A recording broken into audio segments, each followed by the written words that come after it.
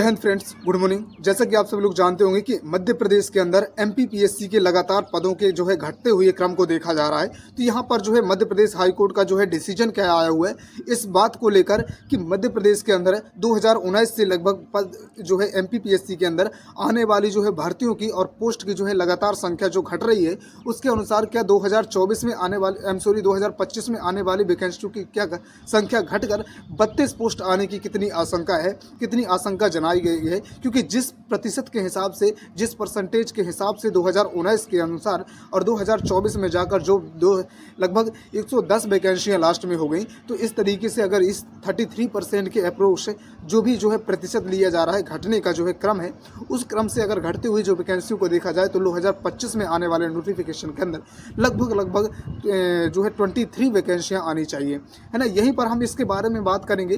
तो थोड़ी सी हम बात करते हैं अभी तक कि जो बच्चों का बहुत सारा लगातार जो कमेंट आता है कि सर हमें ये बताइए कि जो है हमारा जो है 2022 का जो है प्रीलिम्स फंसा हुआ जो है 2022 का रिजल्ट फंसा हुआ है, और जो है जो भी भर्तियों को देखो आप, चाहे जो है पुलिस भर्ती की बात कर लें, चाहे कांस्टेबल भर्ती की बात कर लें, चाहे फॉरेस्ट सर्विस की बात कर लें, मध्य प्रदेश में होने वाले अधिकतर एग्ज़ाम जहाँ पर जो है 33% का जो है आरक्षण दिया जाता है, यानी कि रिजर्वेशन दिया जाता है, वहीं हम बात करते हैं 87% का जो है रिजर्वेशन दिया जाता है ओबीसी रिजर्वेशन को लेकर और जनरल और ओबीसी के जो है रिजर्वेशन को लेकर। तो बहुत सारे लोग जो पूछते हैं मेरे से कि सर जनरल और ओबीसी का जो है ये मामला क्या है, आप हमें बताइए। तो मैं इसको समझाने की कोशिश करता हूँ, आप लोग पूरी तरीके से समझने की कोशिश करेंगे। बिल्कुल आसान है और आसान भाषा में आप लोगों को मैं समझाने की कोशिश करता हूँ, ठीक है। देखिए होता क्या है, मैं आप लोगों को बता दूँ, जैसे कि मान लो एमपीपीएससी के जो है पद आए, ठीक है ना। एग्जांपल के लिए मान लेते हैं कि अभी जो है 2025 में वैकेंसियाँ आई कितनी, पूरी की पूरी 100 वैकेंसियाँ आई। अगर 100 वैकेंसियाँ आती हैं तो उस पर जो 100 वैकेंसियाँ आती हैं तो उस पर जब नोटिफिकेशन आता है 100 वैकेंसियों का, और वहाँ पर जब 100 वैकेंसियों का नोटिफिकेशन जारी किया जाता है, इसके बाद होता क्या है, उसका एग्ज़ाम होता है 1 बाई 1, जिस तरीके से जो है उनके स्टेप होते हैं, स्टेप बाय स्टेप उनका एग्ज़ाम होता है, और जैसे जैसे उनके एग्ज़ाम होते जाते हैं वैसे वैसे जो उनकी प्रोसेस चालू होती है और उसकी प्रोसेस जो है उसी तरीके से होती जाती है, ठीक है ना। अब प्रोसेस होने के बाद होता क्या है, वहाँ पर जो है जब रिज़ल्ट का नंबर आता है तो रिज़ल्ट जारी किया गया है, तो रिज़ल्ट के अंदर जो है आंसर की जारी की जाती है सबसे पहले फर्स्ट टाइम। तो जब आंसर की जारी किया जाता है तो इन लोगों ने एक मामला क्या बनाया कि रिजर्वेशन वाला मामला। तो यहाँ पर इन्होंने क्या किया कि अगर 100%, यानी कि 100% का मतलब समझते ही आप 100 को अगर हम 100 मान के चलते हैं तो 100 का जो मतलब 13% है, यानी कि जो जनरल के जो कैंडिडेट होंगे और जो ओबीसी के कैंडिडेट होंगे उनके 13%, यानी कि 100 का जो है 13% 13 ही होता है। तो अगर 100 वैकेंसियाँ थी तो 100 में से 100 स्टूडेंटों ने 100 वैकेंसियाँ थी तो उसमें लगभग 13 जो है वैकेंसी, यानी कि 13%। तो 100 का 13% समझने की कोशिश करिएगा, 100 का 13% मतलब 13 ही होता है। तो 100 लोगों ने अगर पेपर दिया था, 100 भर्तियां आई थी, तो उसके अंदर जो है कितने 13% लोग, यानी कि 13 लोगों को जो है होल्ड कर दिया जाएगा उनके रिजल्ट को। और इसी तरीके से जो जनरल की बात भी होती है तो जनरल के भी ओबीसी और जनरल के साथ दोनों के साथ यही किया जाता है, उनके 13% लोगों को और 13% जो उनकी वैकेंसियाँ रहती हैं, पोस्ट रहती है, उनको जो है होल्ड कर दिया जाता है। होल्ड करने का सीधा सा मतलब है कि इनके जो है इनके रिजल्ट को बाद में जारी किया जाएगा, और 87% लगभग 87% के अप्रोक्स बचते हैं, क्योंकि 100% में से 13 माइनस किए तो आपके पास बढ़ते हैं 87%। तो 87% लोगों का जो है ये लोग जो है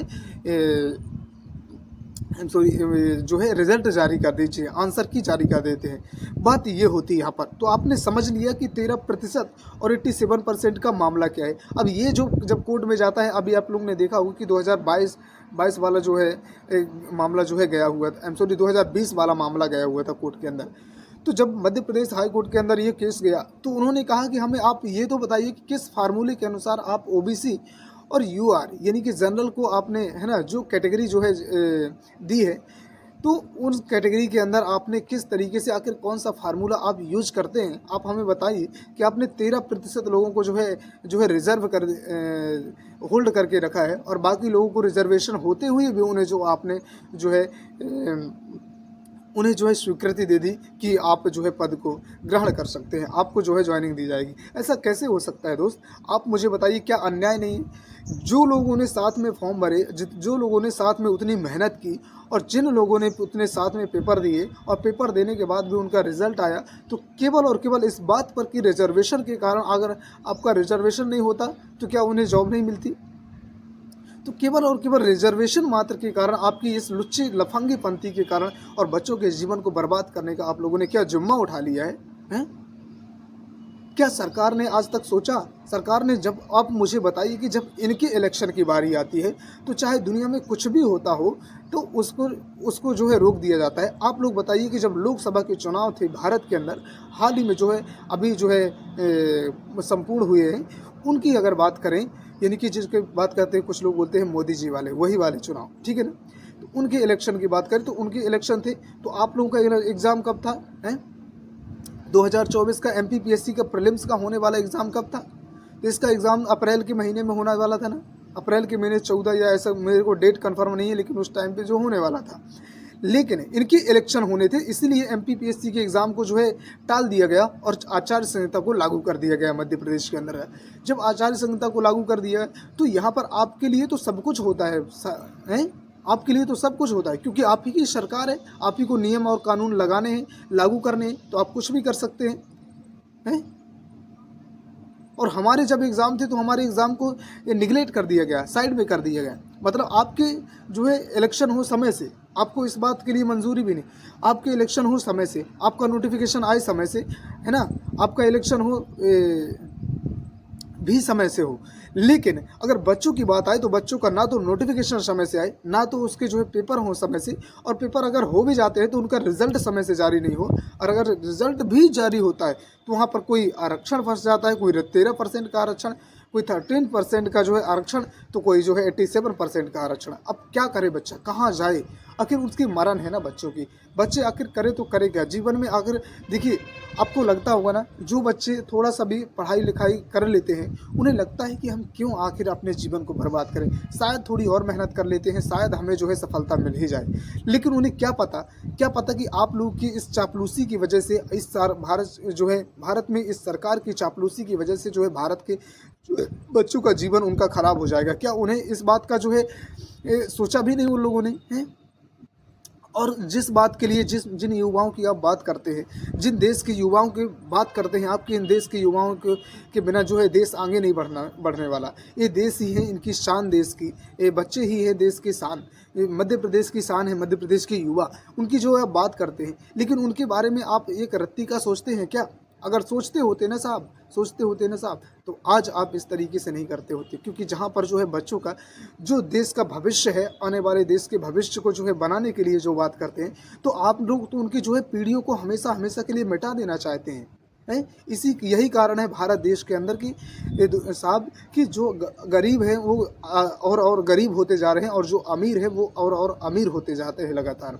आप कभी गांव में विजिट कर देखिए, मोदी जी और मंत्री साहब, मध्य प्रदेश के माननीय मोहन यादव जी, आप कभी गांव में विजिट कर देखिए। हमारा गांव है मध्य प्रदेश के अंदर आने वाला, वहां पर आप लोग जाकर देखिए, सतना ज़िले के अंदर हैं। इस तरीके से आज भी चाहे जितना भी आप डिजिटलाइजेशन कर लें, चाहे कुछ भी कर लें, आज भी वहाँ जो है ना घुटनों से पानी भरा हुआ है। और कोई भी क्या, देश की सरकार क्या सो रही है? इतना जो है आपने बताया कि एनजीटी है, नेशनल ग्रीन ट्रिब्यूनल, जो कि त्वरित जो है निपटारण के लिए लगभग 6 मंथ के अंदर निपटारण के लिए जाना जाता है। हमने कब क्या नहीं किया? हमने फ़ोटो खींच कर डाली, तुम्हारे वेबसाइट पर सब कुछ किया, लेकिन तुमने कभी क्या? इतने जो है लगभग गवर्नमेंट स्कूल है हमारे यहाँ, हैं? मेरे गांव में ही गवर्नमेंट स्कूल है। आज लगभग कम से कम नहीं, जब से मैंने लगभग 9th पास किया है, जबकि 9th क्लास में पढ़ता, तब से वो स्कूल बंद पड़ी हुई है। आज तक उस पर कोई एक्शन लेने वाला नहीं। चाहे इतने सरपंच हो गए मध्य प्रदेश मेरे गांव के अंदर, और इतने बड़े बड़े लोग हैं, लेकिन उस केवल एक व्यक्ति की केवल उसके मुआवजा न देने के कारण गवर्नमेंट को ना वो पूरी की पूरी स्कूल बंद करनी पड़ी है। जबकि वो करोड़ों रुपए की, अरबों रुपए की जो है स्कूल होगी, लेकिन उसके कारण केवल एक उसका जो है मुआवजा ना देने के कारण जो है, क्योंकि मुआवजे का मतलब सीधा सा है कि जो लोग पहले सरपंच हुआ करते थे, उन्होंने उसकी ज़मीन का जो है मुआवजा ले लिया, खा लिया, हमसे देकर उसका मुआवजा ले लिया कि हम दे रहे हैं यहाँ से रास्ता, अब सरपंची हो गई ख़त्म, तो वो मार रहे हैं लात। वो बोल रहे हैं कि भाई तुमने अगर ज़मीन दी थी तो तुम्हारा नाम कहाँ है? कागज़ में तो मेरे ही नाम है, मेरे नाम में तो ज़मीन है, तो मेरा नाम भी क्यों? कम से कम नाम तो होना चाहिए उनका। वो तो बोल रहे हैं कि मैं देने के लिए तैयार हूँ, लेकिन मेरा नाम ही नहीं है। कम से कम मेरा नाम तो होना चाहिए कि ठीक है मैं ज़मीन दे रहा हूँ। और ज़मीन दे भी दूँ तो और मुआवजा कहाँ गया? मुआवजा तुम लोगों ने क्यों ले लिया? जब तुम्हारी है नहीं तो तुमने एक तो नाम बता दिया कि मैं हमारी है, गवर्नमेंट को चढ़ा दिया। और बात यहाँ पर ये भी आती है कि नाम भी मेरा नहीं है, नहीं देना तो नहीं देना। और कोई भी सरकार कितनी भी कोशिश कर ले, जब तक उनका मुआवजा नहीं देगा तब तक वो स्कूल ऐसे ही बंद पड़ी रहेगी और धराशायी हो जाएगी। कुछ दिनों के बाद तो देखना आप लोग वो गिर भी जाएगी। ठीक है ना? तो बस बात ये है कि सरकार कभी भी नहीं सुनती। सरकार आप लोगों के लिए काम नहीं करती। मैं बता दूं आप लोगों को, बिल्कुल आप लोगों के लिए, आपको भले बुरा लगे, आप लोगों के लिए काम नहीं करती। वो केवल और केवल अपनी पॉकेट भरने के लिए। अगर आप लोग सोच लीजिए, अगर एक बार किसी इलेक्शन में जीत जाते हैं ना कोई भी, तो एक बार अगर वो संसद या एमएलए का जो है चुनाव जो है जीत जाते हैं ना, तो कम से कम उनके 7 पुश्तें आ जाए ना, वो भी बैठे बैठे खाती रहेंगी। इतना आप लोग जान लो। इसलिए चुनाव लड़ते हैं, ना कि तुम्हारे लिए क्या? तुम मुझे बताओ, क्या तुम दूसरों के लिए जो है दर दर भटकते रहोगे, दूसरों के पैर पकड़ते रहोगे, पकड़ते रहोगे कि मुझे वोट देना है? तुम्हारा कुछ ना कुछ उसमें स्वार्थ होगा, कुछ ना कुछ मतलब होगा, तब तो ना। तो इस तरीके से बातें होती हैं। अरे मध्य प्रदेश के माननीय मुख्यमंत्री महोदय, आप तो शिक्षा मंत्री भी रह चुके हैं, फिर आपने शिक्षा के बारे में आज तक कुछ नहीं किया। केवल बातें करने से हम ऐसे नहीं मानेंगे। जब तक पूरी तरीके से वैकेंसियाँ नहीं आ जाती, भर्ती नहीं हो जाती पूरी तरीके से, तब तक हम ये मानने वाले ही नहीं, युवा मानने वाले ही नहीं। क्योंकि आपने इतनी घोटालेबाजी करवा चुकी है, इतने तरीके से फर्जीवाड़े करवा चुके हैं, इतने झूठ बोल चुके हैं कि लोगों को भरोसा उठ गया है आपके ऊपर से, चाहे सरकार कोई भी हो। देखिए, मैं एक बात जो कड़वी बात कहता हूँ और सच बात है कि है, देखिए मोदी जी को देखिए, मोदी जी भारत के प्रधानमंत्री हैं। उन्होंने जो है अयोध्या के अंदर जो है राम मंदिर का निर्माण करवाया, इतनी मेहनत करके, जो कि आज तक के प्रधानमंत्रियों में से शायद किसी ने नहीं कर पाया। ठीक है ना? लेकिन वहाँ से ही उन्हें जो उनकी सीटें नहीं आई, उनकी सीटें ना आने का मुख्य कारण केवल और केवल एक है, उन्हें भले बुरा लगे। सीधी सी बात यह है कि आपने युवाओं के लिए कुछ नहीं किया। आपने मंदिर बना दिया, मस्जिद सब कुछ बना दिया, है ना? सब कुछ कर दिया, है ना? देश की संस्कृति को बढ़ावा दे दिया, लेकिन देश की युवाओं के लिए कुछ नहीं किया। उनकी नौकरियों को जो है आपने जो है पूरी तरीके से खाक कर दिया, आग लगा के रख दिया।